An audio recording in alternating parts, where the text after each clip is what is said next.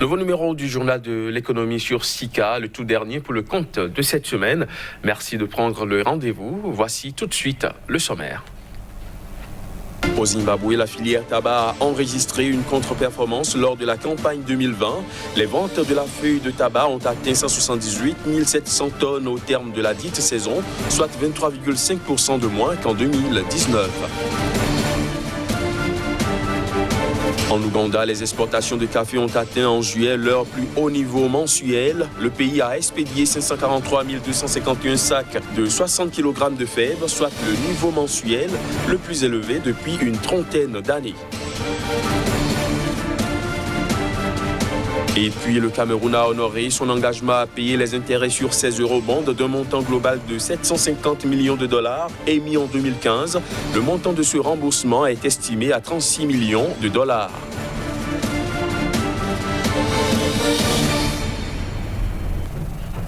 Voilà pour les titres. Bienvenue à tous.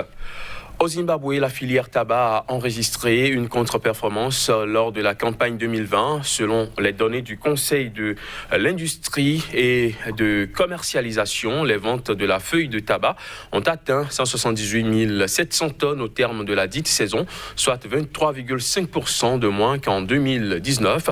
Cette contre-performance serait due aux mauvaises conditions météorologiques comme la sécheresse qui a réduit les rendements de la feuille. Selon le Conseil de l'industrie et de commercialisation, la filière a pu toutefois compenser l'impact de la réduction des volumes expédiés dans les centres de vente aux enchères par les gains liés à de meilleurs prix sur le marché mondial. En Ouganda, les exportations de café ont atteint en juillet leur plus haut niveau mensuel depuis 30 ans. Le pays a expédié 543 251 sacs de 60 kg de fèves, soit le niveau mensuel le plus élevé depuis la libéralisation de la filière en 1991. Une performance due notamment à la hausse de la production liée à l'arrivée à maturité des nouveaux plants ainsi qu'à des conditions météorologiques plus favorables. Voici les détails. L'exportation du café reste dynamique en Ouganda. Les expéditions de ce produit ont totalisé au mois de juillet dernier plus de 543 200 sacs de 60 kg, soit 17,2% de plus que la saison précédente à la même période. Ce stock représente également, selon l'autorité ougandaise de développement du café, le plus haut niveau mensuel enregistré depuis la libéralisation de la filière il y a une trentaine d'années. Cette performance s'explique notamment par la hausse de la production liée à l'arrivée à maturité de nouveaux plants ainsi qu'à des conditions météorologiques plus favorables. L'activité des exportateurs a repris de plus belle après le relâchement par les autorités des mesures de confinement liées à la pandémie du coronavirus. L'autorité ougandaise de développement du café indique que le pays a au total exporté 5,18 millions de sacs de café pour des recettes de plus de 500 millions de dollars sur la période allant d'août 2019 à juillet 2020 contre 4,23 millions de sacs un an plus tôt pour une recette de plus de 418 millions de dollars. L'Ouganda, faut-il le rappeler, est le second producteur africain de café et le premier exportateur de fèves du continent. Au Nigeria, des enquêteurs pistent des millions d'euros disparus des caisses de l'organisme fédéral chargé du développement de la région pétrolifère du delta du Niger, accusé d'être rongé par la corruption et la gabegie. Au total, ce sont des centaines de millions d'euros qui entrent chaque année dans les caisses de la Commission de développement du delta du Niger, destinée à financer des projets de développement ou des bourses d'études pour les 9 États nigérians du delta du Niger. Mais une enquête parlementaire a récemment révélé que seule une infime partie des quelques 12 000 projets lancés par l'organisation depuis sa création en 2000 avait été menée à bien. Pour la seule année 2000, 180 millions d'euros sont suspectés d'avoir été détournés. Le Cameroun a honoré son engagement à payer les intérêts sur ses eurobonds d'un montant global de 750 millions de dollars émis en 2015. Le montant de ce remboursement est estimé à 36 millions de dollars, une performance positivement accueillie par les agences de notation. Le paiement a été positivement accueilli par l'agence de notation Moody's qui a révisé ses perspectives sur la capacité de remboursement du Cameroun de négative à stable. Le pays a en effet récemment respecté son engagement à payer les intérêts sur ses eurobonds d'un montant global de 750 millions de dollars émis en 2015. Le montant de ce remboursement est estimé à 36 millions de dollars. Ce paiement est intervenu dans un contexte où le pays traverse des moments difficiles sur le plan économique. D'après des sources du milieu international des investissements, les autorités camerounaises seraient en train de mener une réflexion avec l'accompagnement du Fonds monétaire international pour effectuer un refinancement de son eurobond. L'objectif de cette démarche est de repousser les échéances de remboursement du montant principal de 750 millions de dollars de cet emprunt international. À partir du 19 novembre 2020, le Cameroun devra en effet effectuer un premier versement équivalent à 250 millions de dollars pour le remboursement de ce montant principal. Mais avec des exportations en baisse dans un contexte de crise sanitaire de Covid-19, il n'est pas certain que le pays respecte l'échéance du paiement. Au Kenya, l'industrie horticole voit les nuages s'amonceler à l'horizon. On en parle juste après cette courte pause. Kazmi Pedjo, bonjour.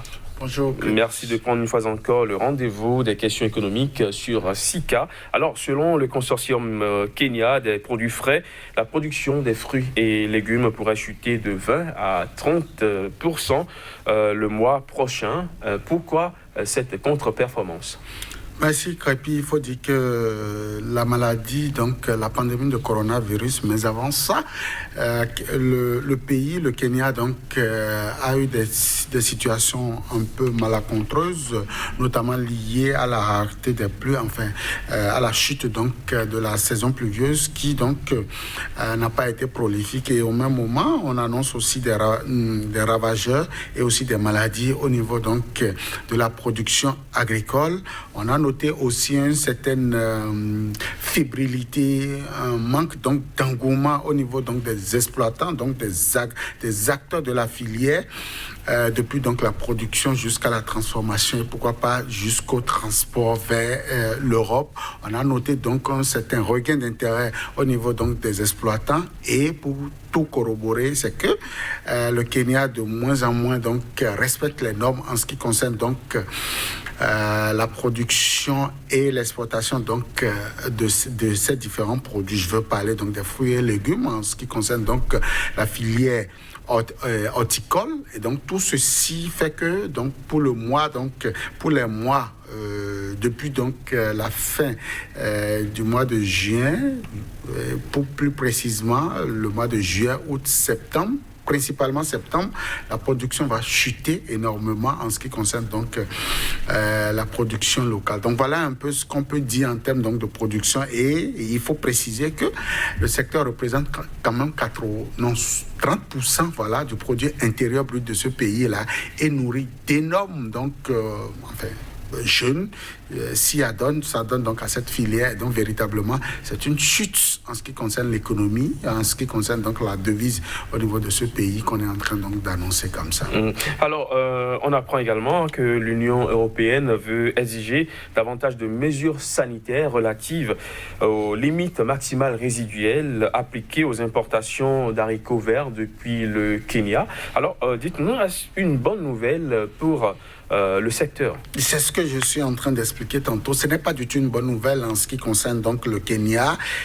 Les normes en termes donc de production, le respect donc des dispositions phytosanitaires aujourd'hui n'est pas la chose la mieux partagée au niveau du Kenya, et désormais, puisque l'Europe face donc à la pandémie du coronavirus est de plus en plus exigeante en ce qui concerne donc la qualité des produits qui sont donc envoyés sur le continent, certains pays de l'Europe ont commencé donc par exiger la qualité, et ici le Kenya est en train donc de subir de plein fouet donc ces normes que l'Europe est en train de fixer en termes d'exportation donc de produits, en termes d'importation, je vais le dire, sur le sol européen.